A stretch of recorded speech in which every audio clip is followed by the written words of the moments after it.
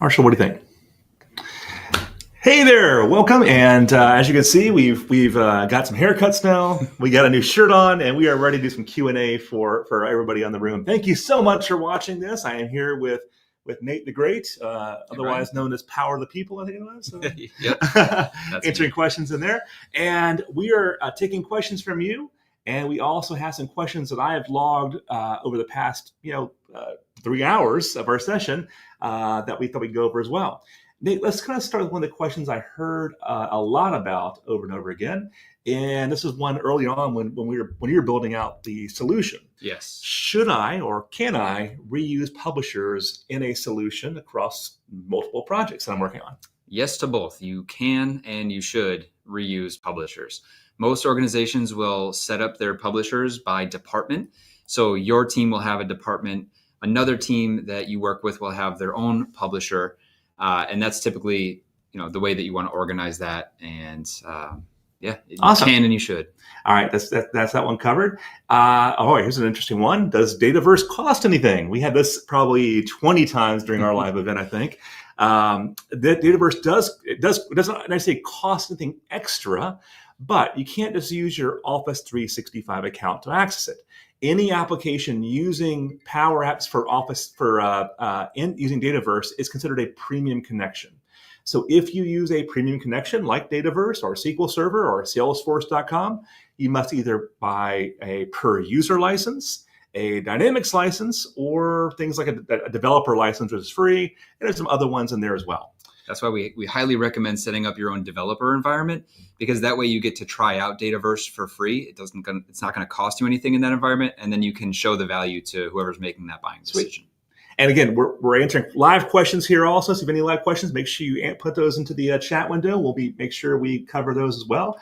Nate, Jonathan was showing a few things in a Canvas app. How about you answer the Canvas side? I'll answer the other side about what programming languages John was using, for example, in the Canvas app. Yeah, in Canvas apps, it uses something called PowerFX.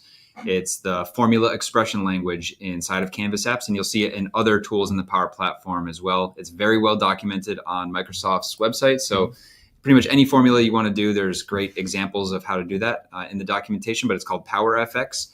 And it's showing up now in Power Pages and Power Automate. You're starting to see it kind of everywhere. So. Yeah, it's an open source language also. On the model-driven side, you saw that Matt was building. You can extend that by using things like JavaScript or even build plugins with C#. We have an example of that on Wednesday, excuse me. ACE is going to be doing a session, a follow-up session to this session, where they're going to show us some JavaScript inside of a model-driven application. And how do you use that? That's going to be specifically used in this example, that if the type of contact was a sponsor, direct you to this form. If it was a treasurer, then go to this form. And then also you can use for on the Power Page side, as Nate mentioned, you can use PowerFX, JavaScript, and there's another language there called Nate's favorite language called Liquid, which allows you to do some interesting stuff there as well. All right, Nate, what type of security can work in Dataverse? I'm going to let you kind of start with that one while I look at the questions. Sure. Yeah, so we can do row level security in Dataverse with security roles. You can also do column level security. So if you have any particular columns that you only want certain groups of people to see, you can set that up. We can also kind of flow in the users to the environment using Office 365 security groups to kind of automatically determine who's going to have what role in that environment. And there's also new things like column masking profiles that you can set up, and tons of out-of-the-box security features that you can roll with. That's why in this example we chose Dataverse, was because all that security is baked in and super easy to do. So and ACE will be showing the security tomorrow. We'll be releasing that video tomorrow morning. We didn't have enough time today to cover it all. We realized our session was getting a little long. So we built 2 addendums for that. One is how to do security and sharing of the apps, and then also JavaScript. And the other one was with Andrew Perez, Andrew, and he's going to be showing us how to do things like translations in the application. How do we get the application to look like Spanish for you and English for me? As Nate mentioned, though, you can do things like row-level security, business unit-level security, hierarchical security, where I can see my students, Nate can see his school's teacher students, and then so on and so on up the chain. Nate, we have some questions that are really flowing in here now. So let's start answering this. This is your favorite question here. It's from Colleen. Can you use Power Apps for SharePoint Online? Absolutely. Yeah, that's how I got started. That's how I cut my teeth with Power Apps, was building apps connected to SharePoint lists. And also those Power Apps that you build can then be embedded in your SharePoint sites, or you can swap out the default SharePoint form for a Canvas app that you build that's connected to that SharePoint list. So SharePoint works really, really well with Canvas apps. And what's the biggest advantage cost-wise to that also? That it's included in your Office 365 licensing. It's not an additional license. A few things to note, Colleen, as well. When you're using things like SharePoint, there are going to be some record limits on that also. You want to make sure that you keep that at a reasonable amount of records, to be 20,000 records or less. Once you cross that 20,000 mark, things get a little rigid, as well as you'll have things called delegation problems when you're doing things like searching. There's ways around it, but it can be a little tricky sometimes. All right, let's see what we got here. For a question from Trey now. If I create an app from an organization, do the users need additional license that isn't included in their regular 365 license? This kind of goes back to what we said before. If you use something like one of the free connectors, like SharePoint, Tracy, excuse me. My contacts are in, but they're a little fuzzy right now. I've been looking at the screen too long. So Tracy, if you're using things like SharePoint, then yes, it is included in your Office license. Also, there's Power Apps for Teams, again, included in your Office license. There's probably about 100 connectors that are free-ish. Probably more than that. More than that, yeah. Excel, all those kinds of ones. However, if you use SQL Server or things like Dataverse, like we were using there, Salesforce.com, Oracle, those all require a per-user license or a Dynamics license or a developer license. All right, so good question there, Tracy. All right, are you able to share a Power App with an external user? Nate, I'll let you cover this one. Sure, yeah. So Power Apps are meant for people inside of your organization. Now you can provision guest users in your Active Directory and license them that way. But typically, if you want to expose a lot of apps or data to external people outside of your tenant, then Power Pages is the way you want to go. And we have a lot of on-demand learning classes for that. We've done some Learn with the Nerds events for Power Pages. So that's what I would recommend. Yeah, absolutely. While you can license this an external user for your Power App, like a vendor or a partner or whatnot, it gets expensive pretty quickly. And that's where Power Pages is a much more cost-effective way of doing it. And it would interact with the same Dataverse tables we created, the same forms we created, just you're exposing it to the web instead. All right, here we go, Nate. We have from Camilo, looks like. And this is the question, would it be possible to build this on Dataverse for Teams environment to avoid that licensing cost? What we did today, that the tables you created on incident and medical evaluation, is that possible? Yeah, I don't think there's anything that we did today that model-driven app. The model-driven app. Okay, yeah, I missed that part. But if you want to build a model-driven app, then that can't not be done inside of a Power Apps for Teams. Power Apps for Teams can use a Dataverse kind of light instance where you don't have all the same tables and all the same columns that you do in full-blown Dataverse, and you can only build Canvas apps. So good point there. All right, I see it's a trend here, Nate. Could you elaborate on the cost of Dataverse? So if I get a developer environment, but go through the process, what happens here? So as Nate mentioned earlier, the developer environment is free. It's forever free. It's not a trial account. It's perpetual license in this case. Now, for Dataverse, generally for Power Apps, you must license any user using it and any maker using it. However, if you're a developer account, makers are typically free in the Power Apps ecosystem. It's only when you want to go to use that in a sandbox or a production environment. So, and it's hard for us to touch on the exact cost because it depends on how many licenses you're buying at a time and whether you're a not-for-profit organization or an education. So it's tough to nail it down. Yeah. Question from Nick here, and flattery gets you everywhere, Nick. Is it possible for you to build a Canvas app on Dataverse? Can it be used offline, out of the box? There's some additional configuration, we'll say, that you have to do. But yes, it can be used in offline mode for sure. Yeah, they're making it easier, but it definitely has some configuration. It's a little quirky right now, but it is coming and it is there. You can actually do it with some programming also using collections and those kind of things. Just to elaborate there a little bit, Nick, there is a function that you'll see called connected. There's some functions you can say is, am I connected to the internet or not at this point? All right, let's see what else we got here. Maybe we got some good questions here. From KW here. how can I ensure maximal adherence to accessibility requirements when building a Power App? What a great question there. You want to take a swing at that one, Nate? You want me to? Yeah, sure. So obviously following application lifecycle management best practices, you want to always move things to a test environment first so that quality assurance testing can be done. You want to have someone on your team who is familiar with the accessibility guidelines. And a lot of, you can test your app with screen readers, make sure that the tab indexing is correct in your Canvas app. So there's lots of things you can do. Also in the app checker, when you're building a Canvas app, the little stethoscope in the top right of the screen is called the app checker, and it'll give you all of the accessibility warnings if you're kind of not following best practices or things like that. So there's also on GitHub a solution out there for code review. That code review tool, you can point to a solution or an app, and it will then shred the application without even opening up the app, tell you what best practices are being broken or work. And then it will also tell you the accessibility issues you have. So you can find that on GitHub. I just look for Power Apps Code Review Tool, and it will direct you over to GitHub. And it's a Microsoft Cat Team tool, which is chef's kiss, amazing. All right, that's a great question here.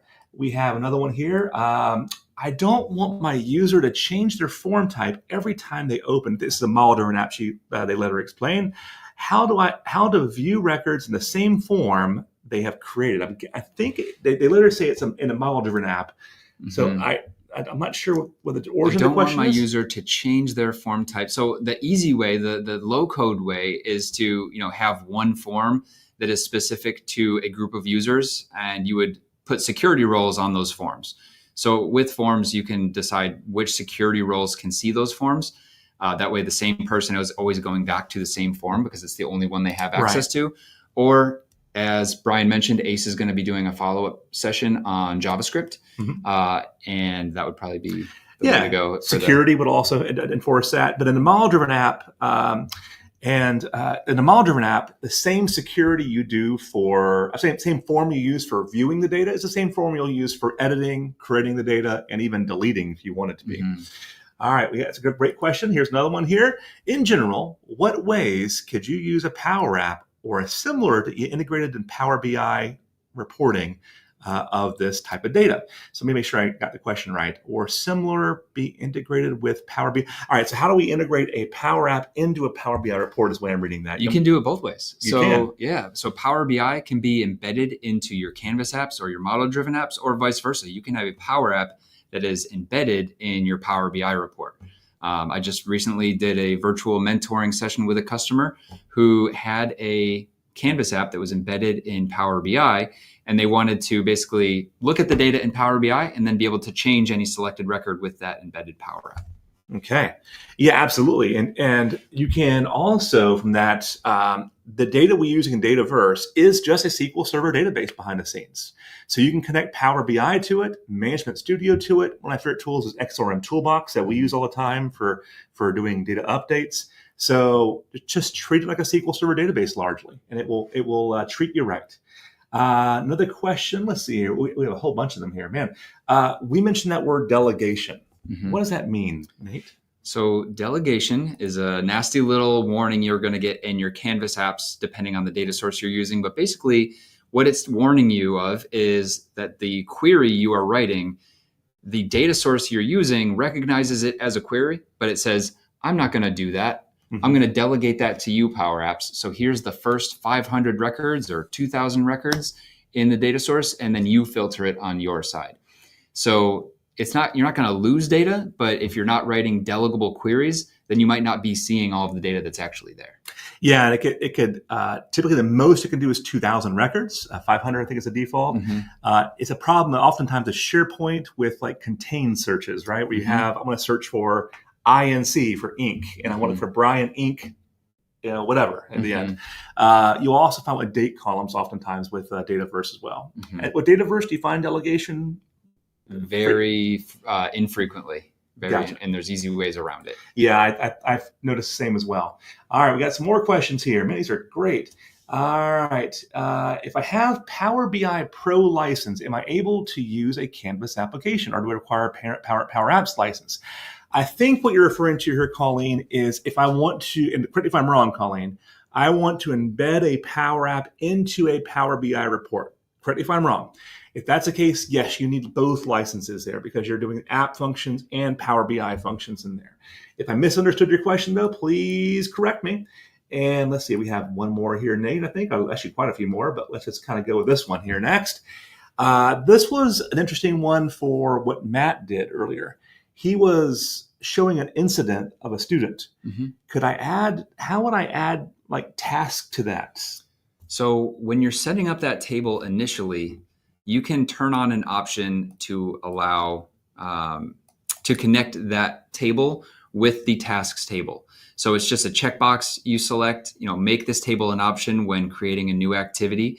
Vice versa, if you've already created the table, when you're in your solution, if you go to the properties area, that's where you can go and revisit those advanced settings and turn on those features. So again, it's make this table an option when creating a new activity. So creating an activity, yeah, gotcha.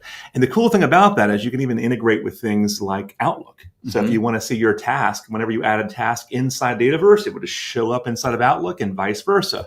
If you mark that as complete, it will then mark it as complete in Dataverse also. It's one of the cool things about what Dynamics can do and all that as well. I think this may be any alternative to record types in Salesforce in Power Apps. I'm assuming what they're mentioning are the core tables. And again, correct me if I'm wrong here as well. Like what are some of the core tables you're going to use in Dataverse that you might see in Salesforce, but like things like companies and people, what do we see in Dataverse for those types of tables? Yeah, and to answer your question with another question, what is the common data model, right? If you just Google common data model, it's going to list off all those tables that are pretty much universal with all the different CRMs and ERPs. So we've got things like the account table in Dataverse, the contact table, activities. So if you go to your Dataverse or go to make.powerapps.com, go to tables and filter by core or standard, you'll see all of those kind of common data. Yeah, the big ones, of course, are going to be contacts, which hold people, and accounts, which hold companies. So the biggies. And then there's activity, a whole bunch of activity tables beyond that as well. But there are tons and tons of tables. And if you want to add your own type of activity, like for example, I want to log a donation for this child, for example, you can actually create a special activity type called donations if you wanted to. It could be a regular table or it can be an activity type if you want to log that. It looks like we may have covered all the questions for the room. Let me go back one more time. This last chance to get questions in. All right, let's see here. Can we use? All right, let's see here. Here's a good one. Why would I use Dataverse versus SQL Server? I mentioned Dataverse is SQL Server, but what advantages does Dataverse give us versus SQL Server? For me, someone who does not come from a programming background or a DBA background, I was a recruiter in a former life. So the user interface, the user experience of creating Dataverse tables and creating relationships is so much easier for someone like me to understand. And you still get all of the benefits that you get with SQL Server. So absolutely. That's the answer for me. Awesome. I agree. So for me, it's about security and it's about enabling it to where any user can create tables. If you're a SharePoint user, if you're a project manager, whatever, it's built for those types of people, not just database developers and DBAs. All right. So we have a few extra addendums here. So tomorrow on our channel that you're on right now, you'll find a session with Ace, which is going to cover how do we secure this data, which we've been talking about a lot here, and how do we go ahead and do JavaScripting and share the application that Nate, I, and Matt built, and John Silva. On Thursday, we're also going to cover the translations. This application you saw here, if you open up the ones that I built, you'll see a bunch of translations I built in Spanish and in English. The same application, if you open it up, you'll see Spanish, and if I open it up, I'll see English, for example. We'll cover that on Thursday. It's a quick 15-minute session on that piece as well with Andrew. And we are ready to do some raffles, I think, right now also. I think we've got the questions covered. Hey, Marshall, you want to join us real quick? So Marshall is on our marketing team here. He has some swag. Marshall, can you hear us, hopefully? I hear you. Absolutely. All right. I'm going to put you on here, Marshall. Oh, my goodness. I told you I got a face for radio. All right. Let's see. What we got? Let me spit this up. I'm Spin the All wheel, right. Marshall. There we go. Let me see. So Raffle, let's draw one and start now. Oh, drum roll. Nate. No. Oh, KW. Oh, KW. All right. So how does KW claim his prize? So KW should just take a screenshot right now of this screen right here. So KW, I'm going to give you a couple of seconds to do that, and then send an email to marketing@pragmaticworks.com.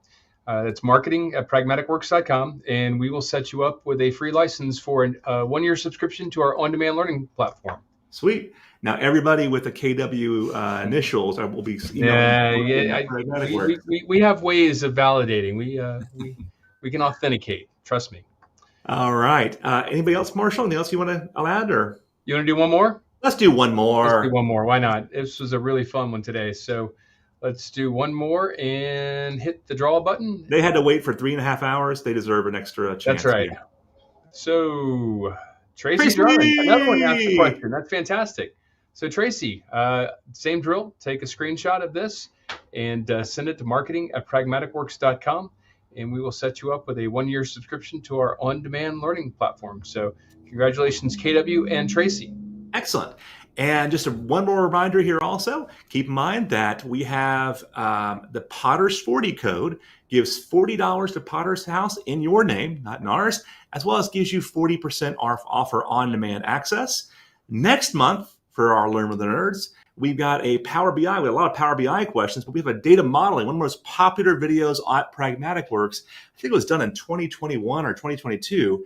We got a revised version of that for data modeling for Power BI coming up next month. You can scan that code there. You'll also find to get more information about it as well. Guys, I know it's been a long journey today. You've hung in there. You are the proud folks that hung in there for a long time with us. Thank you so much. We enjoyed answering your questions and also doing this content with you. In the comment section, let us know what other topics you want to see from Pragmatic Works about Power Apps. Nate and I love doing some Power Apps. Love to hear what kind of topics we should build for you. Until then, thanks so much for joining us. And Nate, thanks for joining me well. Yeah, thank you. Have a great day. A lot of one-on-one virtual mentoring sessions with customers, and most commonly the biggest problem that they have when authoring their DAX or building visualizations is that they haven't quite optimized the data model to get the most out of Power BI, and that can make building your DAX calculations and building your visualizations quite a bit more complex. That's what we're going to talk about and discuss in our Learn with the Nerd session on October 24th. So in this session, we're going to talk about what is the star schema, why is it important? And then we're going to talk about how to build fact and dimension tables. And we're really going to focus in on understanding the relationships and how those relationships impact our visuals, but also how they impact our DAX. And then finally, Microsoft Fabric is now the big topic. So we want to talk about storage modes, the different ways that we can store our data in Power BI, and how to get the most out of that as well. So we're going to take a look at Direct Lake in Microsoft Fabric when we're building our data model. We're excited about this event on October 24th. Can't wait to see you there. Make sure to check out the description below and sign up so you don't miss this event.